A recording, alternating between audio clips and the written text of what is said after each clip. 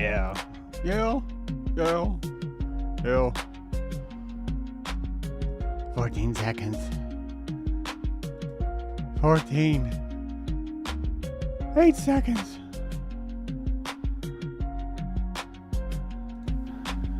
Hey there, guys. Whoa. How's that going there? Welcome to the world. The world's on. The world's on. And you are on a microphone and people are listening, so you better say something, even if something's not at all. Because what is language but a bunch of blips and blaps? What is language?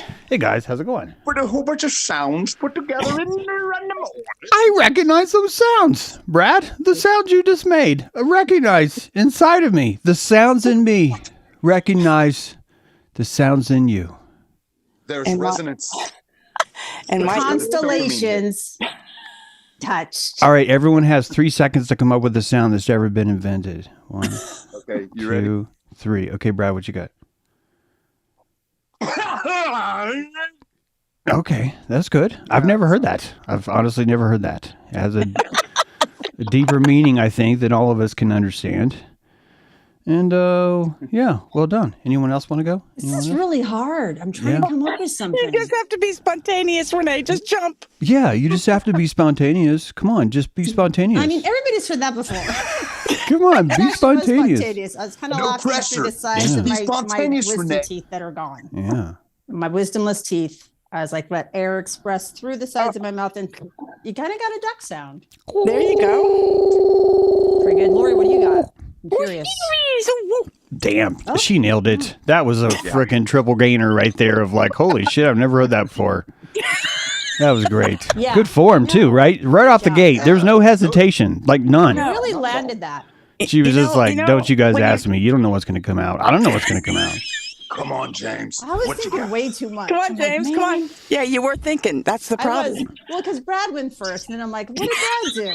Yeah. And then I'm like, do I know a sound that's never been made before? I don't know. It was really a great thought. Kind of like we can't imagine something we've never seen before. Yeah. Yeah. We make a sound. I know actually when I was giving birth to my second child, I did make a sound I'd never heard before. And I wish it was recorded. I wish, Fantastic. damn, if I could have recorded that, Yeah. because I made the sound. It was very primal, like every cave woman you've ever met. I was like, that's a freaking cave woman. Oh, yeah. I wish I'd have had that recorded because it was very unusual. I don't know. It came from inside of me, the depths of which I'd never met before. So it was a very quick burst. I think that's why it was very fast. That's why It they was call it "We're Sheol." coming. Yeah. Your water hasn't burst yet. So girl, this is a this is a ride. Yeah. I love Yeah. this. This is so tied to what you were talking about Friday. I caught up on the werewolves, and you're talking about the monkeys, but you're just talking about the psyche before it had the regulator, the executive up Yeah. there, Yeah. the thalamus. Having a second guessing question, we just leaned into the wisdom of our unconscious, right? Yeah. But I Yeah. love that. It's just pure expression. His hair Or we was can howl tonight because it's still a full moon. Now. Right. Come on. It is. arugula. So James, you didn't make a sound, did you? Wait. It involves a rolling of the R, and Really? I've lost some liquid. Yeah. Wait a minute. There you go. It's That was good. That was good. That was like some kind of animal I've never met before. yeah, it's actually an elbow blooming exercise. It causes flowers to bloom out of your elbows. Something I've been working on. What kind of flowers are you getting there? Are those mums? Elbow. Everybody's seeing mums, I heard. You don't bring me elbows. You don't sing me love songs. Oh my gosh. You don't bring me elbows anymore. Yeah, Used to be so natural.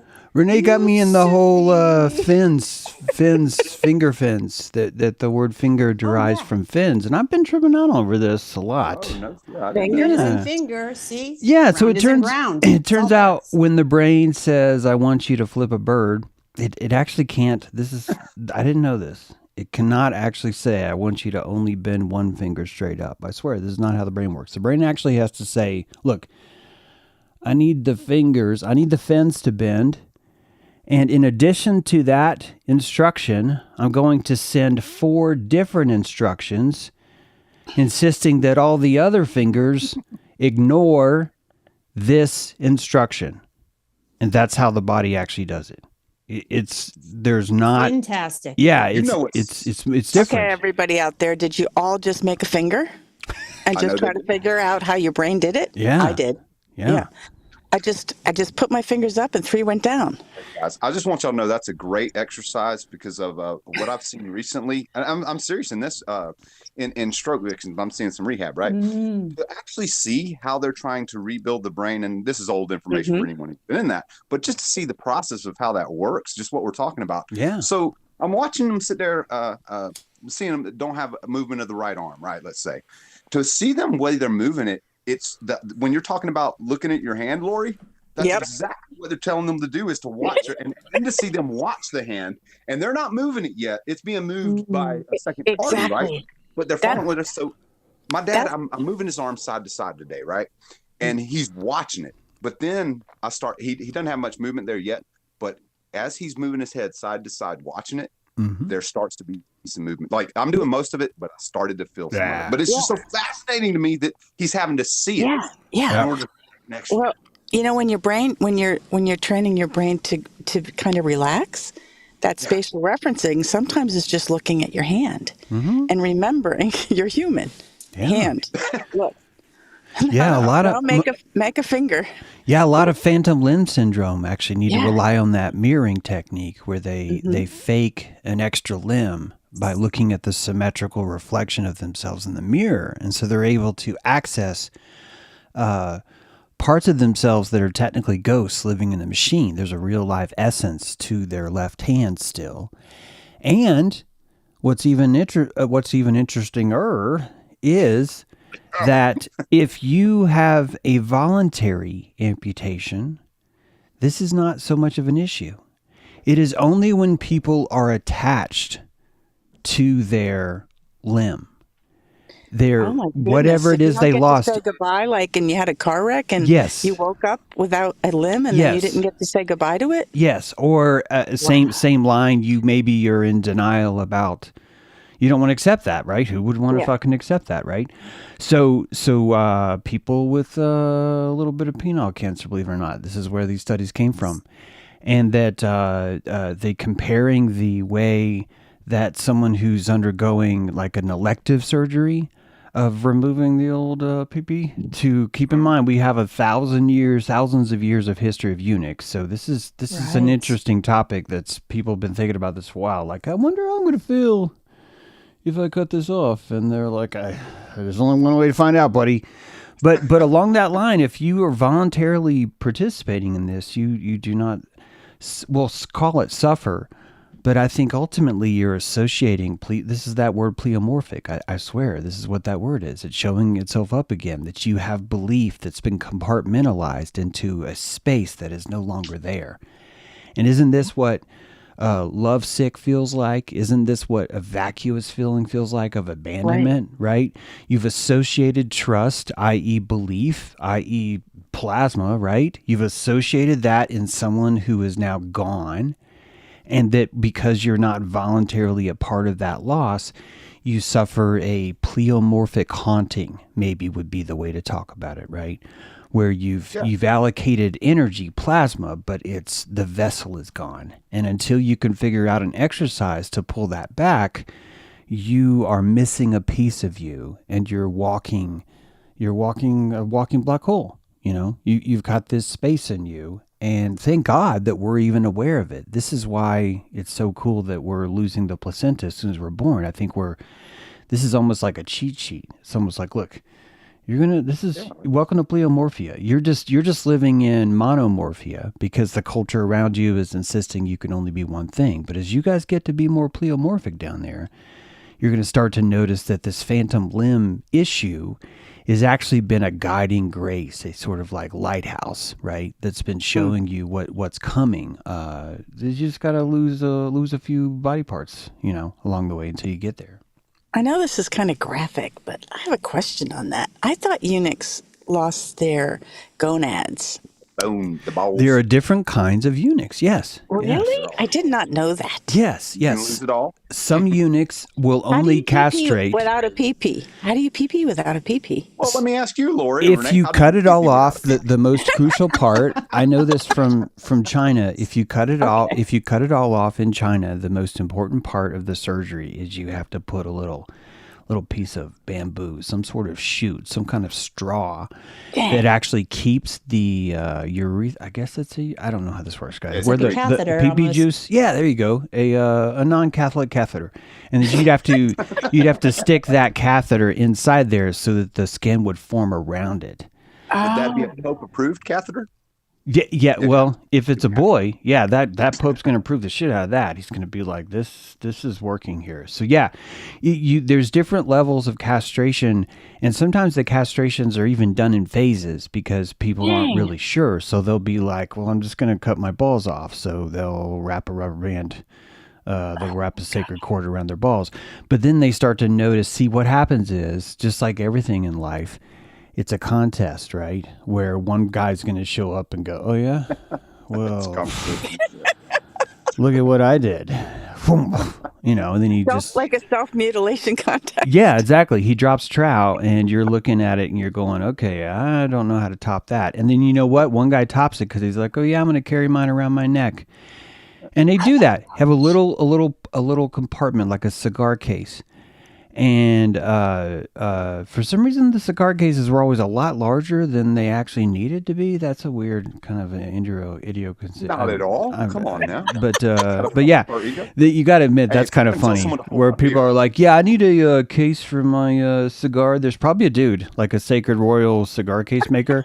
And you go to him, and then you probably have to bribe him. So he'll give you one bigger because he's like, look, I can't give you a bigger one because remember what happened to Hans Reggie 300 years ago, the dude that needed a wagon to carry around his supposed cigar box. That wasn't, guys, we're getting out of hand. So now we have a royal censor, right, who checks the measure and insists that the royal cigar, I swear to you, this probably happened. It can only be plus or minus what? Yeah, 6 exactly. inches? I swear to you, I bet you this happened. What I'm telling you Brad, probably hold my beer. exactly happened. Yeah. Yeah, pull my finger, right? Hold my penis for me. Excuse me. I gotta go do something. Imagine being at a Answer party. this. Imagine being at a party and people being like, hey, you want to show me your penis? It's like, no, I don't like to do that. It's like, come on, man. Come on. It's right there. Why are you going to wear it around your neck if you're not willing to show it? It's like a shrunken head. It's like Yes. And I bet you the wouldn't guy's be like, fun. look, this is shrunken because it's cold outside. Look, guys, it was a lot bigger than this, It okay? was shrinkage, man. It's a lot bigger than this. This shit ain't funny. Why are you guys laughing? This is why I don't bring it out, okay? it's petrified, baby. It's not potlatch, it's pee-pee So latch. scared, it's petrified. Yeah. But that's just like the same thing. Petrified. That would be what if it's smaller. You'd be petrified. Sorry, Brad. Go ahead. This is the wolf moon. I tell you what. Ow! Ow. Yep. My Yep. It's the same thing castration. to where if you talk about figures from the past, right? It's like if you talk about famous figures who are painted, can we be sure that's what they look like? Because the painter probably wanted to flatter the person in the same sort of regard, right? Oh, sure. Until you get to the You want to portraits. make yourself. Yeah. Until you look at like King George III. Like that dude. Yeah, right. Yeah, you're Holy shit. That What was dude's that like, movie? oh my God. Wow. That's like major inbreeding. Yeah, because you're looking at that and you know, Brad, that's exactly happened. You know that they probably like killed like 4 painters. And this is probably like the 4th. This is probably like the best one that they could come up with. Who's just like, look, I have integrity. Okay. I can't just make shit up. I work with what I've got. He looks like a plunger. His face looks like a plunger. How do you fix that? You want to put more boa feathers on his shoulders? Put Jesus. a really big cigar box around his You know, neck. this painting needs a dog. That'll fix it. We need a little dog in the corner. That'll fix the whole fucking thing, man. You give that painting a dog, and this thing is solved, man. He will love it. That's like pre-orthodontic and plastic surgery. Yeah. Yeah, you're gonna need braces, King George. We're gonna go. We've invented. This is why we invented the landscape, George. We actually invented the landscape specifically for you. We used to only have portraits. All of a sudden, one crazy ass painter comes in, smoking a big doobie. He's like, "Guys, I've got an idea. we're going to turn the painting this way. And everyone's like, holy shit, this is going to solve a lot of makeup issues, isn't it? Yeah, we just back them up. You gotta get back, guys. You gotta go back. Can't fit this in. Yep. Yep. Oh my goodness. Well, to even just have a painting or a rendering of yourself back in those days would be just, wow. Yeah. That's what I look like. Like, I just think about like, you had this arranged marriage and on a boat comes across this little tiny portrait. And that's what you get to look at. Wow. This is who you're going to marry, right? No, and it's a long journey, Lori, right? So it's like 8 weeks of looking at that going, oh my God. Can we sink the boat? Can we? Can we sink the boat? James, and he's like, yeah, exactly. Or her. I'm like, oh man, I don't think it's. Maybe if I. Now, y'all may be taking it with one side, but that sounds like some ancient catfishing right there. Okay, you're so right. That's a Jonah and the whale of a catfish. Yeah, imagine showing up and seeing King James there, just like, oh man. Sorry, I couldn't be bothered to come pick you up, but I have been inventing religion where we torture witches through nipple torture. And you're just like, oh my God, this is my husband. This is my husband. Oh my God, he's editing the Bible now. Oh God, at least, I mean, no offense, God, but oh God, at least he's busy. At least he's distracted. Look, he was doing God's work. It's okay. Yeah, man. God's like, I heard that, Brad. I'm gonna fucking get you for saying that. I didn't make that. That is a plunger face right there. That is what happens when King George gets a painting done of himself and then decides he likes it. Okay, then you get King James. It's the other way around, I think. Yeah, King James was pre-King George. But see, you got to understand that James is working on that level where you think he's working against you, but it's just like what Trump's doing right now. It's like he's working for the greater good. 5D chess, yeah. You know what I'm saying? We don't really know, do we? Yeah. The turtle island is moving around very You're fast right, right now. Yeah. I heard the big news, y'all. The big news this week, right? That Alabama got absolutely destroyed by Indiana. They got embarrassed in the college. No, wait, what? No, but really, hey, to be fair, and it is a little bit funny, the conversations that I've heard the past couple of days in rooms like that I've been in have been around college football. Never mind the fact that Maduro just got kidnapped out of Venezuela. Do you know what I'm saying? It's like, it's just an another example of. Yeah, you were living in La La. This is La La Disney World land. And, we're living in a very interesting. This is only the third day of the new year, and we've had a lot. We've got lots of stuff. Like, you just don't really know, right? Mm-hmm. I was thinking, was it for the minerals? Was it for the silver? Was it for the gold? No, you talking about Maduro? See, that's we don't really know. Is it really for the? Is it for the oil? It's for the minerals. Fuck the minerals, right? They're after the minerals. I think it's the minerals. I think it's the minerals. I don't think it's the oil. I think we're already past oil. Yeah. Well, I'm just saying in the context where, remember where we had to take out Saddam because weapons of mass destruction. So whatever you want to say, the actual goal. Well, Brad, do you see any weapons of mass destruction anymore? Okay. So maybe you shouldn't be questioning Pete Hegseth. Come on. Dude's a fucking genius. Fucking war genius. I'm not going to see any drug trafficking happen now either. Yeah, so Secretary of War geniusin', right? Secretary of War ninja. He's like, I'm a war ninja. All kinds of strange things because you think it's one thing, then it's another, then it's another. So it's like, how could you even know? You don't know. Yeah. Like the Roundup thing. We've been having this Roundup thing, this glyphosate on this beautiful, this chemical that's been doing this. Well, they finally kind of made the decision that they were going to kind of look at it after people already won these huge court cases of what it causes. Yeah. And it was talking about fentanyl? No, I'm talking about just the chemicals that they spray on, glyphosate. Yeah, it's kind of like asbestos. It's kind of like asbestos. We're like, step one, put this in every school possible. Step two, hey, we should look at this. Hey, what is this weird shit anyway? I don't know. Asbestos. What could be wrong with that? It's literally called asbestos. Come on. Our kids, they're fine. It's the best for your astus. No, wait. You know what would really distract from asbestos is like school shootings. Like, no one would give a shit about this. Don't be worried about that anymore. Yeah, I can fix this. This is what happens when you send a mouse in, right? You send a cat in to fix the mouse, right? And then you got to get a dog. And then you got to get an alligator, I guess, right? And then you got to call Don Johnson because that dude knows how to take care of alligators. But then you got like all this Miami Vice drug stuff coming in. And then you think you like it because honestly, you're getting like Phil Collins is showing up as like a drug dealer once, and you're just like, oh my God, are you a drug dealer in this episode? He's like, yep, I'm a drug dealer in this episode. Lots of pastel.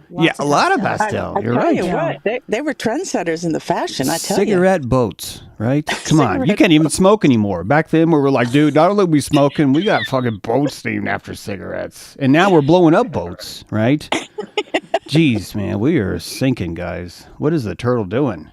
You know, the turtle is. He's like, no more cigarette boats. And this whole country really was, if you think about one of the most sacred plants, honestly, that Amu Raka had, at least in our conscious lifetime, pretty much tobacco, I think, is right up there. It is. It's the most sacred. It's a healer. It's a healer plant. You put that on a wound. If you have a tree that's dying in your backyard and you make a ceremony, put tobacco down, I tell you. Oh, yeah? It's the truth, yeah. Oh, wow. It is the king of the plant kingdom. It is sacred. And what do they do to it? Right. They say anyway. Yeah, right. I heard this. I don't know how true it was, but back in the years that they said that there's actually because of the healing properties as what I think you're referring to, but it had there was something of that was a reason that people who had nicotine in their system were less susceptible to COVID. I don't know if that's true. The numbers seem to support that. That was true. Yeah. It was the nicotine receptors. People that were smoking like fiends weren't susceptible. The receptors didn't pick it up. So interesting because it was a respiratory, infection. Apparently, that's what it attacked. Apparently, So it's just interesting. Yeah, it's interesting that unfiltered smoking was really like a sacred act. Uh-huh. And then pass them the penis pipe. That's correct. Yeah, now we're like, okay, look, because this is dangerous, we need a filter. But before we put a filter in, we're going to put a shitload of glass and like insulation. Right, exactly. Insulation in here. In your cigarettes. Yeah. You know what? This cigarette needs some asbestos. That's what it needs. A long time ago, dude's like, hey, I got a shitload of this stuff. First of all, what are we going to call it? And his drunk cousin's like, asbestos. It's like, okay, we'll just use that as a working title. We'll fix this later. Yeah, it's just like the fluoride. It was a byproduct of some chemical. Yeah. It turns out if you want to make aluminum on Earth, because of all the fucking oxygen in the air, and because aluminum is not a stable chemical, because it's like a triple charge, sort of like 3 proton. I pretend like I know what I'm talking about here. But anyway, when you expose it, one of the reasons why it doesn't corrode is because technically aluminum cannot be ever exposed to our environment. I swear this is a way of thinking about it. Really? It's true. It's so encapsulated. It's not even touching. It's unable to actually exist like virginally touching the environment because of our environment, our soup of our atmosphere. Waters above and waters below aluminum is that membrane like in and of itself and sort of in a chemical way is what you're saying? Like it really doesn't react with this environment? It's not able to. It's completely foreign. It's as soon as it tries to show itself to the environment, Brad, the environment attacks it and binds things to it that force it to become technically something else. So technically all the aluminum that you see in the world, I swear, is technically not in this world. It's sacrificing its epidermis, right, in a chemical bond to separate itself from the purity of it, which is why in order to make it, you have to do some like crazy ass shit to like silica. So like most of the world has silica in it. Most of the crust of the earth is basically just a giant wafer waiting for memory, and it has memory in it. The lines of the terrain kind of show you that's true. But yeah, if you want to pull aluminum out of that, you got to do some kind of crazy ass, like you worship some devil god of some chemical, right? And like just strip it out. And then you end up with, I think one of those ball chemicals that people like to talk about. They're like, this is the chemical of ball. But then the other thing you end up with is fluoride. So it's a derivative of this horrible process that you could only only generate in an industrialized, revolutionized culture. And this comes back to this Atlas 3i thing idea, where if you consider that the Earth is only going to show certain signatures, i.e. aluminum signatures, you would know for a fact that it would only be able to show that signature after some sort of smelting industrial revolution. You see what I mean? So it's like, it's a marker in a way. The Earth is glowing that it's ready, that it's sort of like has, because all these chemicals, all these sacred metals, all these magnets even, right, are now at the surface, and they're wrapped in cardboard and like nothing else, you know? So it's like a very different electronic signature, or an electromagnetic signature that the turtle has. So anyone looking at the turtle would be able to know exactly where she's at. Yeah, and then all that space debris that we have floating around up there. Totally, yeah. Right. And it says all of these things and these processes that this industrial planet has produced. It's kind of magic, isn't it? Oh, it's totally. And they watch our nervous system. They'd be watching a reef. You would never want to fuck with Earth. If you were watching Earth right now, you'd be like, oh my God, this thing's taking off. The last thing you'd want to do is fuck with it, because you'd watch this reef, you'd see the fiber optic veins forming underneath the water. The oceans are touching each other now. You've got radio signals that are talking back and forth. You can actually listen to the language. You can actually tap into our own technology. Watch fucking cable TV, you know? Like, check out our internet. Like, that would be the same kind of intelligence that you might practice if you're listening to underwater microphone, where you're like, oh, these are whales. And I think that if you listen to this signature, oh, look, this one's getting it on with this one. This one's mad. This one's having a great day. And the same kind of thing, you'd be able to see that in us, because Earth would be showing a much clearer signal, basically. Wow. Yeah, it's phenomenal what the turtle actually looks like if you think about it this way, you know? And then as the Earth magma and all these like new discoveries, but they're not new, but the underwater caverns of, it's like making new turtle shell all the time. Oh yeah, yeah. Glaciers, smearing new layers of keratin, right? Just completely devastating. What we would call devastation is just like this sort of cleaning, this baptism of foulness. That each of it. This is why it's such a freaking blessing that Turtle Island, like North America, Turtle Island, was about 3,000 years, quote, quote, behind civilization. Having the ability to see into that cipher in our modern lifetime is a feature.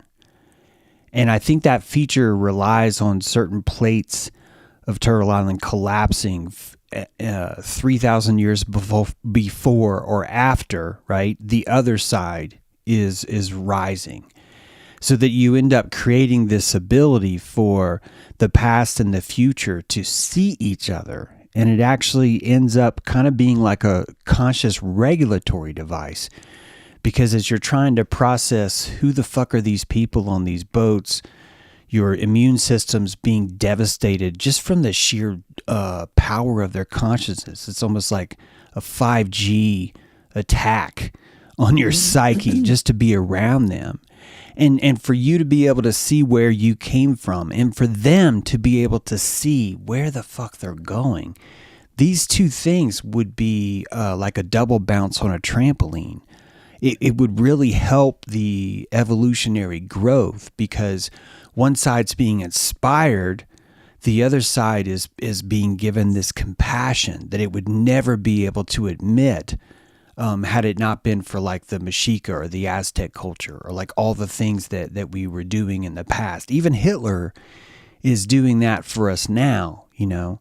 All the things that we look back at what we were doing even 300 years ago are doing the same thing. But it's just especially such a sacred gift that even though all that literature is gone, all that oral tradition is basically gone, all we really have are like codexes from some Catholic priest that's like just desperate to just condemn all this stuff to hell.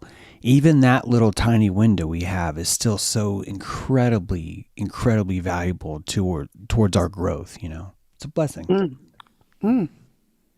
Dang. It is. It's it's interesting because it kind of makes me think about the way that I don't know if y'all been into like the Laurel Canyon and stuff and things like that with the music of the 60s and 70s, and the idea that like the CIA was somehow connected to that. And there's this conversation about whether or not like the CIA through that was kind of running what was happening, and tying it back into the fact that the musicians themselves, and I'm referencing back to what you were saying the other day about the in the dojo. I think you were saying yesterday about the fact that certain windows are open, right? We open certain portals to perception, maybe, that are different than others. Mm-hmm. And the conversation was basically this: whether or not let's say the artist, right, whether they were being controlled by, let's say, the CIA through the drug program, or the exposure to the drugs opened a portal in them, and that consciousness itself doing what consciousness does. Like, what I'm saying is that there was the conversation is whether all these musicians are intentionally trying to be nefarious, or if they actually have sort of a new portal opened in them, and so their experience of the consciousness, the reality, their perception of the reality opens a new lane, and that's just exploring it organically. And I will say, as someone who is just someone who's had experience with both that, music is my main creative for, and that Mm-hmm. it I look at it and I see a lot of people like they use occult symbolism and they use things like this. And I don't think, this is just my personal opinion, I don't necessarily think that it's some master sort of plan in that sort of way. I think that these creative individuals, if you will, when they start using occult symbolism, just like you do, James, with your picture, right? With How your dare you. picture with the eye, right? Like, you're using it very intentionally, not because of some nefarious thing, but in terms of understanding the symbology and of it. And so let me wrap up the point I'm saying here is the fact that I think that a lot of the like Jay-Z does the triangle thing, right? And Sure. a lot of people want to say, oh, these are occultists, or we're gonna. I guess what I'm saying is I don't even know that they genuinely know anything about the occult as much as they just see the symbolism and they understand how it plays on Yeah. the psyche. I've thought a lot about this. I'm not trying to say, therefore, this is the case. Right. Yeah. But I do understand the architecture of a bell curve. And the architecture of a bell curve is always going to have one part that's higher than all the other parts, which means it's going to be more Statistically probable. Yeah, or even in this case, limbically juiced. So when I look at what culture likes, even though I'm constantly flabbergasted as to why does culture like this, why does culture not care about this, blah blah blah, that's my own just inability to compassionate, to be honest. But when I'm able to look at it in a more raw way, Jay-Z exists higher on the Y scale of the bell curve than, for example, my work or your work, Brad. And when we look at Y, I think that you would find that it would be impossible to find anyone on the upper crust of the bell curve that is not harmonically reflecting the most perfect thing that you could echo to be there. It would have to be better than everything else, is what I'm trying to say. And I think that the occult is the exact same technology as advanced sports medicine, where you know what I mean, where you were trained into the psychological belief that you were better than everyone else. And if you are interested in incorporating belief into your record label, and music, I think, is a venue that has this element more than anything else. Fashion is right there with it, but I'm just telling you, music is so intangible that this is just such a more important factor. And that because a cult has a architecture around it that already has a a power to it, whether it be fear or worship, that it would be impossible for you to be at the top of the bell curve if you were not utilizing every single bit of juice that you could find in the environment to appeal to. It would just simply be impossible. It would be like, well, I want to wear cargo shorts and I want to be in the Tour de France. And you're just like, dude, you can't wear, I want to wear cargo shorts. I don't want to wear those gay ass biker shorts. Okay. I want to wear cargo shorts. And there's a way to do that, but you're not going to win.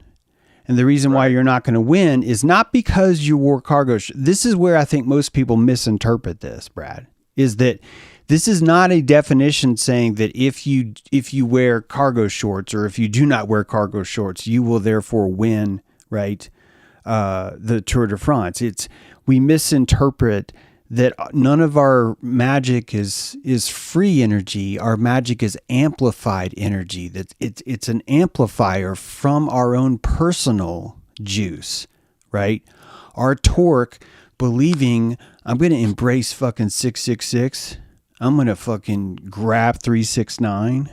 I'm going to name my kid Crowley, or I'm going to golden child I forget the term already, but it's not moonchild. Excuse me. I'm going to moonchild my daughter. I'm going to call her Sia. We're both music producers. We're going to make a bird that sings so amazing. We're going to even make her from Australia. Bitch is going to have to like really work hard. And she's going to like have this voice that's just going to completely change the world. That's a moonchild magic. I mean this with the most respect I can. It's not going to be possible from a certain altitude. You are going to have to go to a certain altitude to launch something like that. And when you look at the elite of the elite, when it comes to music, there's no way to do that without the harmonics of the occult. When you go on Twitter, you can see the raw power of this. I used to notice this. No matter what, if you release an album and you put 666 on the cover, someone's going to post about it just to complain. Yeah. That shows you that is free publicity, i.e. free plasma, i.e. free effervescent energy. And if you wanted to win, those are the cargo shorts that you cannot wear. You're going to have to jump onto that. You see what I mean? So as long as culture has something that's esoteric, you will find a Lance Armstrong that will remove his cargo shorts to drink that and claim it as their own and still have no fucking idea. Even if they're consciously not even knowing they're choosing it, I don't think you're gonna be able to penetrate the vernacular unless all of your tattoos are symbols that people recognize, right? All of these things there's only so much real estate on your body. There's only so much real estate on the record label. You have only so much opportunities to resonate, which means every single lyric has to hit. So every single finger has to hit, every single elbow, every single color, right? Like what colors are you wearing? What gang symbols are you wearing? This is proof. This is the esoteric proof of the finger gestures doing the exact same thing, I think, even though they've probably never been to a blood meeting, right? Or a Crips meeting or whatever. Yeah, that's kind of what I'm saying. Yeah.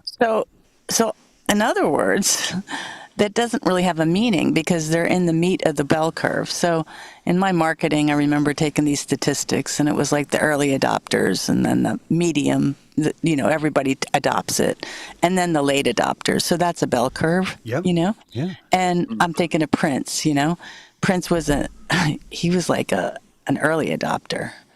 He made symbol before there was symbol, and he didn't use a cult symbol. He made his own symbol, right? Yeah. So there's this level of how could you follow Prince? Prince called out the elite, Well, that's what's interesting about Prince, right? Because to understand, like he was a devout Christian, which I didn't know initially, but yeah, to see someone like that high up, to your point, Lori, and in the music industry, he lost his name to the music industry. Yeah, he sure That's did. why he had to come out with a symbol. Yeah, he legally lost that name. He lost his name, Prince. Yeah. He lost his real name. And then he still was successful because he was a genius. And he's an early adopter. He wasn't like a person that was in the following of the occult, which is what you see now. People using it to dope. And that's the thing I think that's so interesting to me is just the confidence you have to have in yourself to do that, to stand in that despite all the and that's a cult. Yeah. And isn't the irony here is when you have that confidence, you become the occult. You become the occult when no one even knows it's a cult yet. Only a few would know, just like the bell curve. The record industry is not going to know right away. They're not the ones that are like, oh, this is going to be hot. They're the ones that are told this is hot. And then they're like, okay, this is hot, right? That's how it works. And that formula has been, if you think about it, the first artificial intelligence is the music industry. It backwards engineered what is hot. Yep. And then it produced it. It produced it from the backwards forward, right? That's right. It made it picked certain looks and certain, fashion and certain voices and put it together as these master bands. Yep. So they didn't find each other. The music industry found them. Yeah. Yeah. That's interesting to me about the nature of we'll just talk about in music since we're not right now is the idea of the AI and because I think it's ubiquitous across all the artistic industries, which is why I do think it's principally probably hard for true art right now, maybe. But in the music industry, right, the songwriting became a formulaic thing because the industry, what we're talking about, they saw what was successful and they tried to repeat it. So now, if you look at how music is written right now, most of the pop radio stuff is written by a formula by the same writers. It's not really even the artists writing most of the pop music. It's the same writers that are copy pasting a formula. And I think this leads into the whole AI nature of that getting involved, which I've said before, will lead to, because I already see aspects of it, true authenticity appealing again. Do you get what I'm saying? Like people get almost, they at a certain point, I do think they start to burn out on the formula. Because again, consciousness always needs new sort of stimulation, right? Mm-hmm. It's like the movie industry with the hero's journey, right? So every movie has the same thing in it. Mm-hmm. Yeah. You know? Well, I think it's also interesting that when you think about the 27 Club, that's a Saturn return for a lot of them. Like they put all of that plant bloomed, in the first return. And then I think about Prince, that was probably on his second Saturn return. Yeah. He was in his mid 50s, I think, that he's couldn't hold that. He was obviously, taking medication and injections to heighten his sense of feelings. I'm not sure what his cocktail was, but that guy was really pushing it. You know what I mean? And to push through to the other side of a second Saturn return at that capacity, at that speed, I can see how that was a burnout plan. You know what I mean? Like even Jim Henson. Yeah. He was like 54. For the system, right? Right. And I was thinking about the organs and that was pancreatic, I think, for Jim Henson. And then I was thinking pneumonia, about, I thought. it was walking pneumonia. Yeah. Okay. Yeah, the lungs. Well, I was thinking about where we are right now. We're like in an echo of astrological alignments from the 60s. So that level of was it orchestrated through a drug thing, or was it the way that the planets were aligned, like the moon is in the 7th house, that song, Yeah. Mm-hmm. But where we are right now is an echo in time. And I'm thinking about that movie. It's a kid's movie, but it was like A Wrinkle in Time. Yeah. I love those books. Right. So it's like how the music of this time and the way that the planets, I mean, if you look at the April 15th, all the planets are in the midheaven in Aries. It's crazy. Everyone is up there in Aries. So we're in this time where it's like all of that resonance of the planets playing these symbols, or they're playing musical instruments, and we're like being called, in this evolution. Yeah. As a bigger, I would say music and called sound to self-anoint. Yeah. When you think about all the, when I look at this, especially with the artificial intelligence, what I see is, actually that it's humanity, their lack of creativity when it comes to embracing new things is truly the biggest governor, the biggest thing that's holding us back. In my mind, the artificial intelligence, even the splintering of what we would think a traditional art is simply a pleomorphic, again, this word again, an assembly of teams that become people in the future. A band is a perfect example of this. A band is not a person. It's a corporation that has no contract. It's a symbiotic formulation. And it's the way that we've been in the corporate world our whole life without being able to admit it. But that this band could have just been one of the first shapes, pleomorphic shapes, that we are learning to experiment with.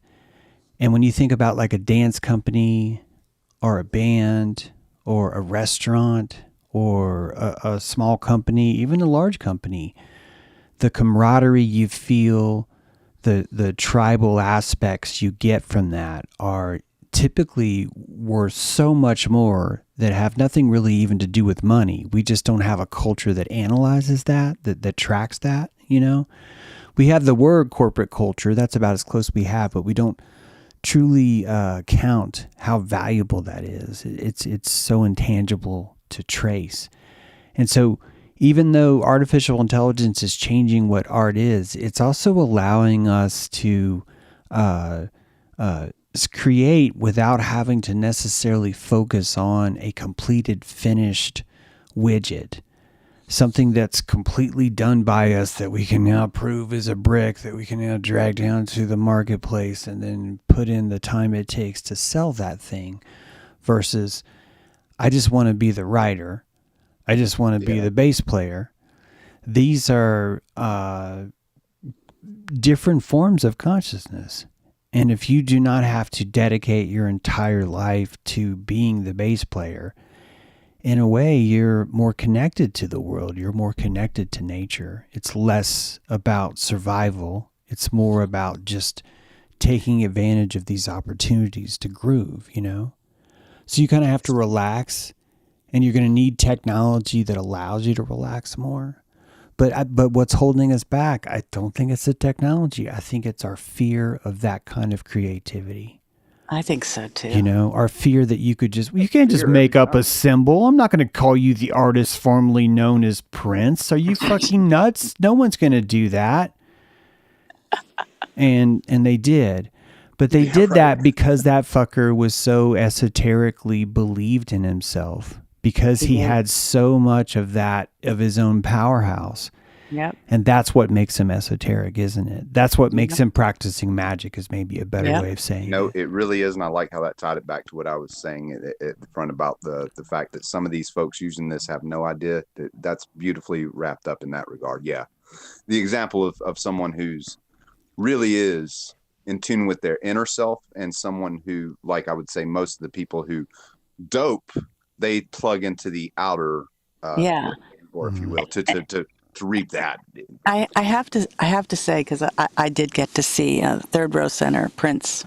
Like, he's really, really short. He's not like he was not like a typical, like, you know, Adonis man. Right. He had some kind of charisma that wasn't this, and I think it was, you know, he had a pretty traumatic, you know, the stuff that came out of him was from trauma.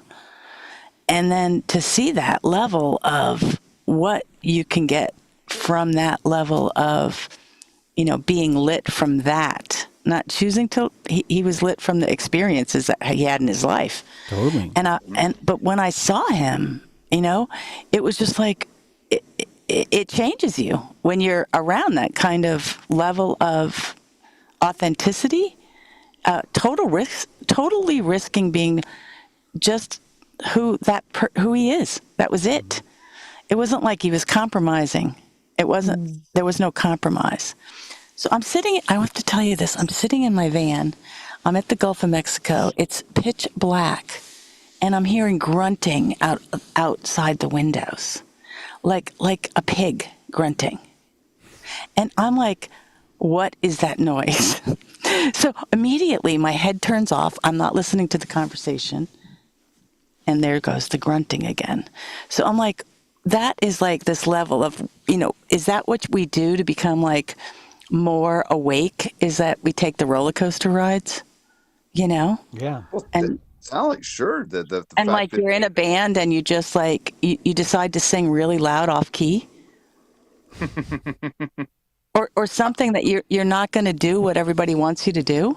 I don't know. It's just an interesting I will experience. comment on that there's been an inclination that I've had at times to, and I think a lot of creative folks have, where they're almost as well. That's where shock value comes in, right? Where it's almost like I'm going to do something against the grain, and I had that experience for me several times when it was like I knew what the powerful narrative was, and one of the first times was 9/11 for me because I was active at the time, and the entire room felt a certain way about it, and yet I was making jokes in another way and kind of really. So I got a lot of pushback saying that I had I was being very distasteful and things like this, but just talking to what you're talking about, Lori, there for whatever reason, because I recognized that in me, that it's like it's not that I didn't believe it, I did believe it, but it was also a reaction to the fact that everybody in the room is acting like this is something that no one can say, and it's like, why? And it's almost like this inclination to push boundaries, right? Why is this taboo, especially if it's something that you know what I'm saying, you personally don't feel should be taboo, right? And so there is this almost this inclination to want to sort of push that boundary. The biggest, I'm sorry, go ahead. No, go. Well, the biggest filter honestly is the word entertainment. Because because what do people find entertaining? Do people find you pushing boundaries entertaining? This is what I meant earlier by the thing that's slowing us down the most, honestly, is our own taste, our own desire to want to stay in the 1-4-5 chord progressions, to want a song that has a chorus and a bridge, and you do not bring me two bridges, don't you dare. And you kind of predict what happens, and that gives you your central nervous system relax. And this is, I don't even want to knock this. I just want to more point to it. You know what I mean? Because in my mind, this really is what's slowing us down the most, because so much of the fundamentalist fear that people get such a rise out of, and this is the enticement part of it, Brad. This is part of that formula, is being afraid of a false fear of the world is pretty kinky. And if you are if you have the mentality of the world is made up of Buffalo Bills and Washington Redskins, you are going to want this kind of titillating horror movie-esque kind of, oh, I'm running and oh, I've tripped over the root and my tank top is so loose and silky in the moonlight. It's like that. I used to look at horror movies like, I don't understand this, but it's this is what it is.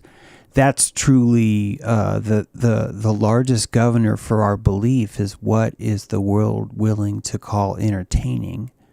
What is the world willing to allow to exist? Because when you start to look at the meta of all this, every artist is being choked by a sort of inflammatory mechanism of you have to survive, and you have to pay rent and have these things paid and do these things, and only then, if that's all there, if that stress doesn't bother you enough, any of the leftover relaxation you have, you get to use for art. That's fucking governor. That's a fucking noose. That is a way of controlling your own strength through fear, through intimidation. And the world is doing that to the arts itself. And the way it's doing it is through justified entertainment. It is through the broadcasting of something that mimics the flavor of what art is, but it's called entertainment. And entertainment means we're not reinventing things. We're not doing any of this experimental stuff. You can't dress that way. You can't look that way. No, remember how funny that was 2 years ago? We want that. And if you can't be that funny, then, we'll just find someone else who is. This sounds like we're supporting the arts, but really what we're doing is we're saturating the world with entertainment. Isn't this what we're accusing AI of doing? Yeah. It's slopping the world. It's slopping the world and stopping our creativity. And I'm saying that our appetite has been doing that more than anything else has. Yeah, I can't disagree with that at all. And there's good stuff. Like there's nothing wrong with like even the mainstream stuff. There's talent there. There's talent. That Billie Eilish girl or whatever. Sorry, I'm sure I'm getting that around. Fucking talented singer. Like really good songwriter. It's working. She's one who apparently writes, one of the few who does write her own songs with her brother. So yeah, credit. So it is working. This is not it's if anything, I'm insulting our appetite. I'm not insulting the industry. I'm insulting our appetite. Don't you think it's like convenience? I mean, you can just get scared by staying in your house and turning on a movie. Mm-hmm. Sure. You don't have to go out into the woods. Yeah. It's that wanting predictability, isn't it? It's that, and that's what it is. Wanting the entertainment is wanting that same predictable high that I got before. And what I find so fascinating with the arts is how many times something new is not appreciated in the moment because it's not cool, it's not in vogue. And so and then over time, after a while, somebody thinks it's cool, and all of a sudden Leonard Cohen's career was like that. Like Leonard Cohen wrote Hallelujah, I want to think in his 30s, right? That song was not a hit at all. He was in obscurity for the most part. He ended up becoming a monk for like 5 years or something like that, and a Buddhist monk. And when he had a vow of silence, right? He didn't really speak in that. When he came out of that, Hallelujah and a few of his others had become global sensations. Like Jeff Buckley had covered it and it became a hit, right? So when he came out of that, he walked back into a world that freaking like idolized all of a sudden his work that was meaningless before. I can't even imagine how that must have felt to him. Yeah. But it's funny how that works. Yeah. So he was a superstar in his 60s, but he wrote most of those songs in his it makes you wonder if his belief in himself was all that work he did is in the monastery was him caramelizing that belief in himself, like, princifying himself. And so he couldn't do that in the mainstream. He had to go away to do that. And that was the proof that the world needed that, because in a way we're shit testing confidence before we'll call someone a superstar. We want to know that you love your stuff when everyone else doesn't. Cyndi Lauper, I swear to fuck, this is a perfect example. That chick was weird as fuck looking. I mean, seriously. Yeah, right. Just weird. And she's gorgeous. I hope you can hear what I'm saying, though. But seriously, when you first saw her, you're just like, oh my God, what happened? Are you okay? Is this a UNICEF commercial? What's going on here? And I literally don't mean that in a negative way. But if you look at her story, this is someone that was, at best, she was going to be a backup singer. And like that was her best opportunity, was that. Precisely because of the way she looked. And this is the nectar that squeezed out some of her greatest songs, like True Colors. Like that came from that direct experience of having to prove how confident she could be in herself. Be the only way to test it, right? Like we always talk about morality. There's really no way to test morality unless everyone is giving you shit for doing it anyway, This is hard to do. It's even I would argue that we misunderstand what a blessing it is to be surrounded by so much shit posting. That we're surrounded by people that are willing to shit post us, and that this is truly the nectar, the compost that it takes a while to really tap into and understand how valuable this is. If you could start to look at it that way, I think that your art is getting that monastery visit, because you get to decide it's worth it. Before the monastery, Leonard wrote that song, if I know the history of it correctly, from a lot of trauma. I mean, he went through hell to get Hallelujah. Yeah. That's why he checked himself into the monastery. Yeah. Well, that's the thing. He struggled with that darkness all his life. And it was like, that's the funny thing about Hallelujah, and the story of that to me that was so present and that I relate to in a way, is the fact that, like, from what I understand, like when he wrote it, he's trying to, make sense of what he called his darkness, his pain, right? Yeah. And at the end, right, even at the end, it wasn't that he was saying he didn't feel like, he still was saying the hallelujah was in the sense that he got to experience the darkness and the pain. Do you know what I'm saying? Actually, that was the glory. That was the feeling, was the humanness of the Right. experience. Exactly. Yeah. Exactly. That's exactly. Which is the hallelujah, you know? Yeah. Yeah. Yeah. And so when we look at the fact that, I know we've mentioned recently the idea of people with a prison planet, things like this, but it's such a different perspective to look at it. And that's always what it comes back down to when you look at, oh, my life sucks, or I've faced trauma, or life is hard. And I want the easy out to say, God, you screwed up. I'm in a prison planet. I got tricked, and not appreciating the really what that's really there to help consciousness learn about itself and like grow from. Totally, man. But I think that's what it is some people don't want to do the hard growth. Praise They just Pizzagate. rather stay in the middle of the bell curve. Yeah. Right, Praise Pizzagate. Praise Trump. Praise QAnon. Right. Praise every single story I've ever fell for. Praise me being in the military. Praise me thinking this is what law school was going to be like. Praise me thinking that marine biologists would never work at SeaWorld if it wasn't like a cool thing to do to whales. Like all of that is the Kachina, right? Just pounding on me. And I notice the thing that I would want to hold on to the most about me, if I could put it in the DNA for someone, it would be that for some reason, no matter how many times I get pounded, I find that I always have enthusiasm. It's still there somewhere. It might take a few days or a few years sometimes, but it always emerges this, and the enthusiasm doesn't even have to be about something I do. A long time ago, it had to be more about, well, I have to justify my existence as a creative, so and it's not anymore. It's I can tap into something beautiful in the world, no matter how pounded I am, and this is what I would call genius. I fucking love it about you, James. That enthusiasm, I don't know if like I said, I don't know how I would handle some of what you've had to handle being in, just in a little bit of more of a public sort of arena and sort of that case. But man, it is beautiful to watch. That enthusiasm is the essence code. That's the divine code. And if you can, all you have to do to tap into that, I swear to fuck, is to feel entitled to it. You have to feel that you deserve to find enthusiasm.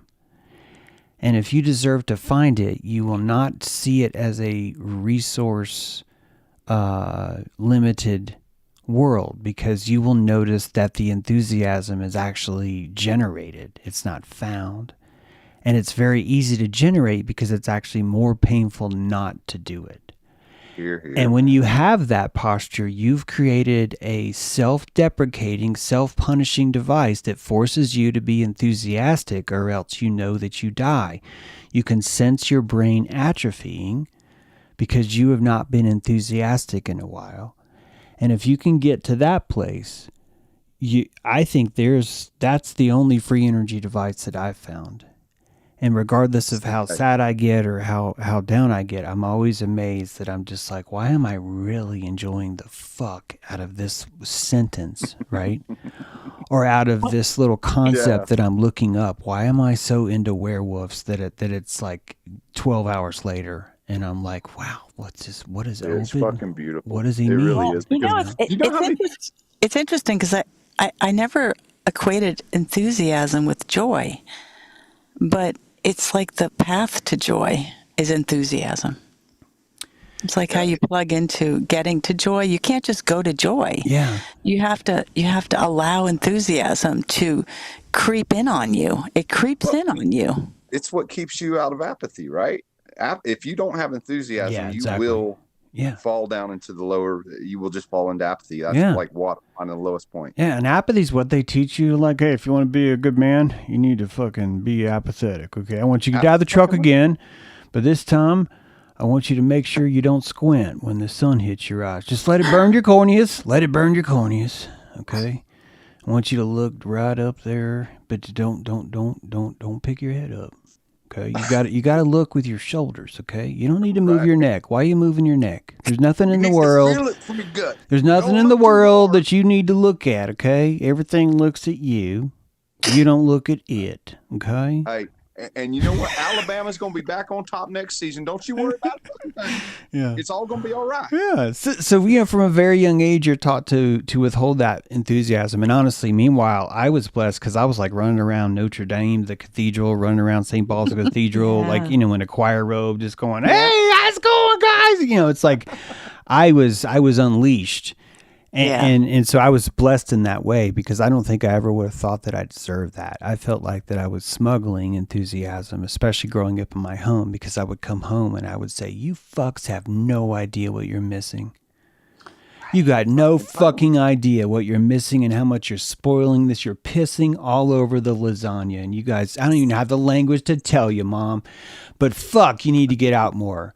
Come to Brussels. Come to fucking travel with me. Do something. But fuck, you guys, there is more to it than this, Yep. Right. Yeah. I was thinking about all the controversy that the college teams had. I mean, didn't one college team make a bowl and they didn't They always they didn't have any they didn't have any top picks, and they didn't have the top paying coach, and Ole Miss had no coach, and LSU was taking the coaches from somewhere else, and it was all about this big money game. I was like, how can you be enthusiastic? That's the problem that I have. I'm like the Debbie Downer to people. I'm like, do you know how corrupt that stuff is? I watched going on with the money over there. You know what's going on with the money over there? I watched the Pop-Tart Bowl with my stepdad. There's a Pop-Tart Bowl. It was adorable. The Pop-Tarts were actually sexual deviants. They were actually humping each other. They would hump like newscasters. They would hump coaches. You serious? Yeah, I'm totally serious. They even I swear this is true. When the team ran out in the beginning, and you usually tear through the banner, they tore through the silver wrapper. They had awesome. a toaster. The winner of the game won the Pop-Tart Bowl trophy that had a toaster that fucking worked. It worked. So they were all dressed like Pop-Tarts? The mascots were, yeah. The teams were still allowed to dress like teams, but like this is a real thing. Guys, I didn't dream this. Yeah. I could have dreamed this, but I swear. I was with my dad. I saw it too, James. I saw it too. Is it just because they need more novelty? What was that? I don't get it. Corporate sponsorship, but you know how they dumped the Gatorade on the winning coach, right? Yeah. So now they dumped a cooler full of mini Pop-Tarts on the winning coach. But here's where it got sick, right? It got really sick when they got to the Duke's mayonnaise bowl.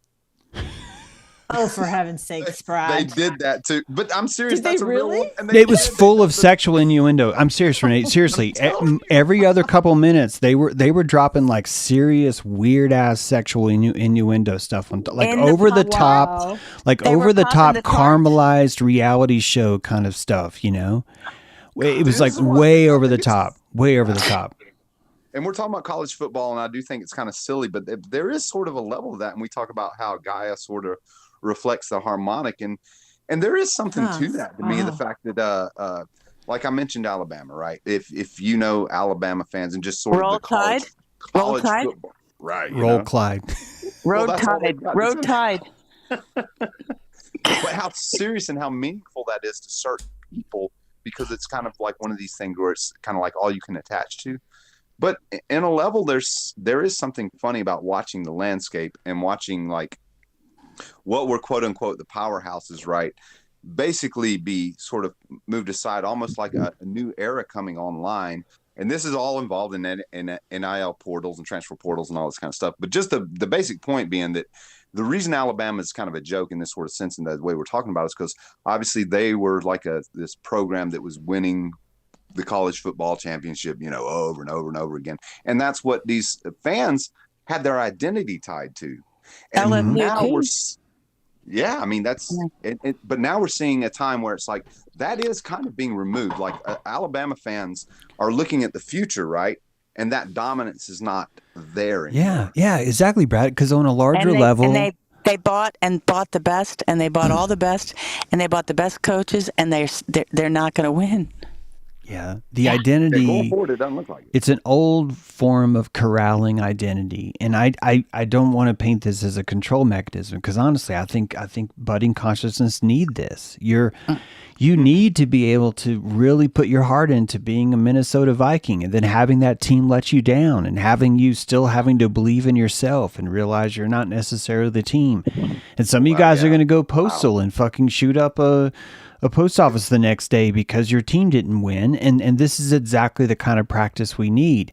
We need to stop looking at ourselves like perfection, like we're in this, all of us are supposed to be conscious. We got to stop treating school shooters as like, well, they have to be a sane individual that either voted for one party or the other. There can be no other explanation, right? Everyone has to be sane. Everyone is fully conscious. The frontal lobe is fully developed. All these people are making their decisions. This is the insanity, is that when you look at the flavors of the average populace, it is so far behind where technology is willing to take you.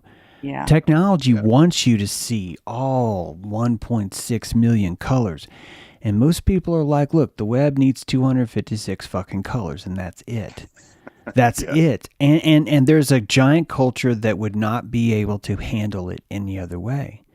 You start saying mauve, and they can't afford to be in the room with you anymore. They're looking for a dancing Indian, right? They're looking for something simpler, something 256. And having, 12 teams and they all go to the Super Bowl, but only two make it. That's easy. And there's going to be a coin toss, and someone's going to fucking win. Someone's going to fucking lose. It could be a tie, but damn it, that's not allowed. We're going to go into overtime. So even that is solved, And then we can argue after the fact, if my team lost, it was a single play that the refs missed. It's like we can just continue parsing this. All of these are, this is what Beatlemania is about. This is what Elvis was doing. He's showing you how to have a personality. He's showing you how to embrace fashion. You're putting your association. This music is me. This turtleneck is me. This band is me. This guy is me. This party is me. This football team is me. This Marine Corps is me, right? That's another big one. Yeah. So you become someone until you become yourself, right? Yeah, and that makes total sense, because when you're not confident enough to look for your own identity, you are just looking for or when you can't afford one of the group, like y'all were talking about in the dojos. It's when you can't afford one. Even it's not even necessarily like, well, you could but you couldn't. I'm not saying you're saying that, but it's like, I think this is what we misunderstand the most. So we're holding each other responsible for really just growing, just really making a shitload of progress. Right now we are at the point where we will kill 100 people in the Caribbean and literally no one notice. But we're also in a culture that commits roadkill every fucking day and no one stops. So it shows you where we're at. It shows you how far we have to go. And I have to sort of remind myself, you got to let go, man. James, you got to let go. They're never going to live up to where you want them to be, is what I have to tell myself. Does this make sense? Yeah. And until I do that, I'm not being compassionate. I'm being an asshole. I hear you. I'm being an asshole all the time when that football thing, I just don't get it. Yeah. I mean, I just don't get that identity. And it's wrestling. Like, it's everything. It's everything here. It's everything. It's like they wear certain colors on certain days of the week. There's certain, it's definitely something that I wish I could belong to. Yeah. It's so powerful to, have this whole ritual. It's a Saturday ritual. Look at them all. I know. They're all friends. They're all hanging out. It's like come on. That looks going fun. to church. I know. And look at all the food. Look at all the kids interacting. Yeah. Look at all the business deals, the opportunities, all the doors that are being opened now from this. Come on. Who wouldn't want to be a piece of that? Then you go there and you try and you're relate. like, oh, I feel like my brain is just like frozen. Yeah, and you realize you're actually hurting them. Guys, you realize you're actually hurting them. When you're in the room with them, you're fucking hurting them. You're ruining the game. You're ruining the game because you're there and you don't have the same kind of, it's like you're talking in the opera. Yeah. And you're like, this is the fucking opera. Why are you talking? This is the only time this happens. Why are you here talking? Turn off your cell phone. Jesus, Lori, that's I'll tell us. you, That's us, guys. about football And in it's rooms- hard to admit, Yeah. but that's us because that's the last thing we want to be, and this is who we are as shaman. I swear, I'm telling you. That's what it means. So just be quiet. No, don't Well- even. You can't even go in the room.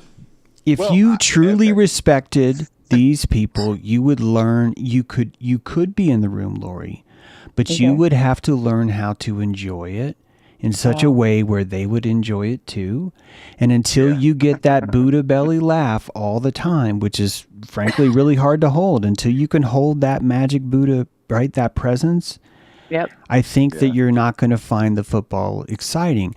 I was lucky because there were Pop-Tarts there. To me, the surrealism made it enjoyable because it felt like it was winking at me that, yeah, there's no way this is real. Don't worry. And I'm just like, oh, I feel seen by this Pop-Tart sees me. The absurdity of it sees me, And I struggle with this more than I don't. Most of the time I struggle with this. The Venezuela thing, fucking struggling with that. So I totally get it. I'm hypocritically saying this is how you fix it. But ultimately, I think if I can get into a state where I can enter a room and know, okay, we're at Buffalo Wild Wings, or this is Hooters. There's a game between the orange team and the red team, and oh my God, they're all wearing pads. But there's a room full of Hooters that you have to look at too. Yeah, and all the food is super spicy, so you can't taste anything. And there's really nothing. Your gastric system is fucked, dude. There's nothing you can do. So hang out, and you need to have a good time because you do not want to be the cleric in the room ruining the time. You basically might as well just be holding a sickle, being the Grim Reaper, basically. Same. That's what they see. Back to what you said. If you're that energy in the room, you're not doing yourself or the room any good. Yeah. You're absolutely. Okay, so this is the problem. So the problem is it's not just college football. It's New Age spirituality. It's the plant medicine gang around the circle. It's the Burning Man. It's all of it. It's like everyone's trying to fit into something, and you see that it's like a clump. Yeah. Yeah. I you know what it reminds me of? I never really was into like basketball either. I mean, I appreciate there's a sport called basketball. I got no beef with it, but I'm not like, oh my God, let's watch basketball. The lawyers versus the doctors was like a big thing. And my best friend's dad was one of those. And so he was on the team, and I was going to the games, even though I didn't really like the sport. And this is how I did it. Somebody brought a foam shark costume. And I was like, oh my God, someone gets to wear that? And I was like, well, we have it. And I'm like, why the fuck aren't you wearing it? Next thing I know, I am the fucking shark mascot for this basketball team. Oh, what fun. Lori, I'm rooting for the wrong team. Like, I have no fucking idea how the rules work. But I am a dancing shark, like a lawyer shark. And I'm telling you, I had more fun than anyone there. Yeah. And why? Because I was a Heyoka, wasn't I? Yes, you were. I was pretending to be the mascot. I was pretending to be the very embodiment of that entire thing while I was making fun of it, but not like in a I'm talking about the magic of making fun of something, right? I was making fun of it and generating enthusiasm while I did it. I was sweating my ass off in that thing. Like, it was so fucking hot. It was so hot. I was bumping into people. I remember I got in trouble because you're not supposed to get on the court. Apparently, they're just like, you're supposed to be a mascot, but you're not supposed to get on the court. And I'm just like, that's stupid. Like, you would think that you guys would want me on the court like all the time. I mean, I get it. Don't throw me the ball. I can't see the ball, but come on. Come on, I'm a shark. I gotta remind you, these are the Raptors. Come on, I'm a They're shark. not the Timberwolves, they're the Raptors. I distinctly remember asking, "What kind of sound can I make?" And I swear, I think Mr. Kessler was like, "Dude, you don't get to make a sound. You have enough to do." There you go. Yeah. There definitely was a lot of that, but yeah, this is how you do it. Find a way to go into that and be there, but in that mascot-y kind of a way, because it's going to be this way for a while. It's going to be this way for a while. It is. Yep. We are growing, but I'm just telling you, there's a lot of cattle back there, and those guys are budding, but it's going to be a lot more. Clemson, you ain't got nothing on Roll Tide. Was like, boy, aren't they the same? No, they're not the same. One's an elephant that's red. One's a Bengal tiger that's orange. How could you not get that? Why are you so stupid, boy? And I'm like, well, I thought Big Orange was Tennessee. How fucking dare you say that? That's not orange.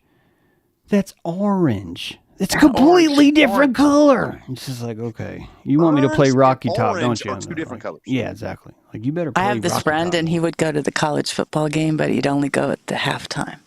So no one understood why he only went for the halftime, because he was only interested in the bands. Yeah. He would have the season tickets, and he would give the tickets to whoever wanted to go watch the game, but they had to let him in for the halftime. Those bands are incredible. The marching bands are incredible. Oh, I'd yeah. go for the bands, and I'd dance to the band. I think that would make me happy. I love doing that. I was actually drum major. I was so into that. It was the Rocky Top that killed me, but that was I know, right? because again, you're at the football game. You're at the football game, but you get to have fun now, because you're in the band. You're doing something. Yeah. I have always suffered from, wait a minute, we're all going to go to this place and we're just going to watch. It's like, well, you're going to put your hands in your pocket. You're a dude. You're going to put your hands in your pocket. You're going to be able to side look at people. I mean, don't make eye contact, but yeah, you're going to be able to smuggle alcohol. Isn't that what you guys do? And it's like, those were the options. Like, that's what you do. It's like, what do we do? It's like, well, you can either go out on the field and vorpally kill other people through physical violence, or you can sit here with your hands in your pocket and kind of brood, or you can have a car, or you could join the band. And I'm like, well, I guess I'm gonna go over here. Or you can watch the cheerleaders. There you go. But James, the band is be a cheerleader. Oh yeah, be a cheerleader. I mean, plenty of people in the band who did not give two hoots about football. That's just a great point to bring up. But we're enthusiastic about being with the band. Totally. Yep. Yeah. In many schools, honestly, the band was way better than the football team. Like way, not even a contest. But no one cared. No one's like, well, we're not going to sit there and celebrate the band. We're band nerds. Yeah, we're not going to do that. We don't want to support these guys. We just want them to play background music while we watch our kids experience head injuries, Right? Killing. That's how you raise kids. You don't teach them music. You got to smash their heads together. Some of them are going to squeeze out some testicles, then you got prom night, and then you're done, man. Now you're working at Sears. Everything's fine. Hey, James, that was surreal. I got to watch the one season my son wanted to play tackle football, and he played one and got hit a few times and said, I don't want to do this. Good for him. It was funny watching that season, to watch parents of 10-year-olds and 11-year-olds and 12-year-olds.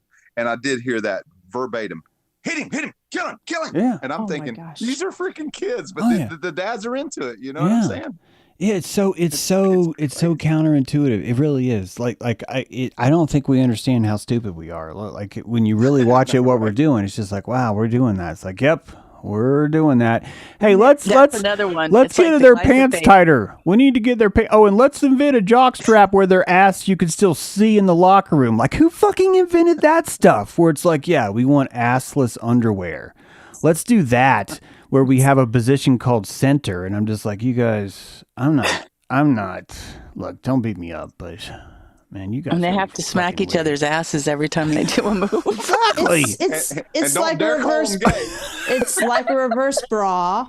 And with that, we're going to land this flight. Oh, yeah. Thank you. You're right. Live ending of this Turtle Island report. Thanks, everybody, for joining us. Great flight. Yeah. I appreciate it. Wait, keep talking for a sec. Keep talking. Yeah. Keep talking for a second, right? Yeah, I wouldn't. Okay. I wouldn't. That moon is like howling tonight. Yeah, I got to go check it out. I'm going to check her out. Eat some Spanish rice. The grunting is still happening. And I'm like, I don't know. I think it's a wild Love you guys. pig. I think it's a wild pig. James. Bye. Thank you so much for joining us tonight. Hope you had fun.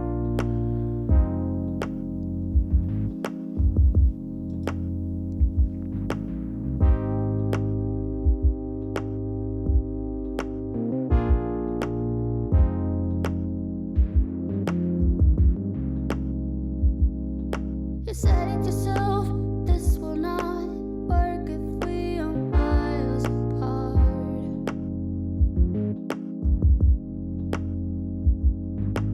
Wake up alone, your fans are closed. Reach for something that you're not. Oh, you need to calm down, honey. You need to calm down, honey. You need to calm down, honey. You need to calm down, down, down,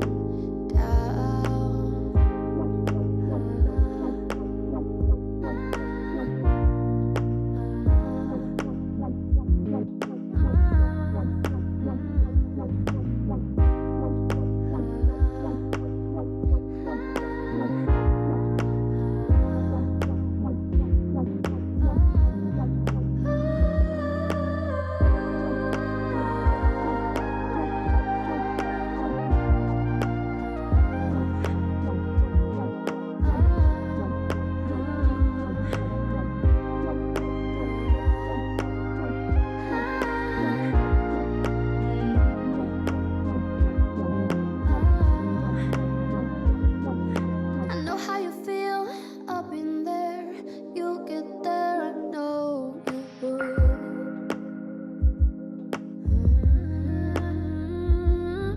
I know that you don't like your hair, but I think it's beautiful. We just need to calm down.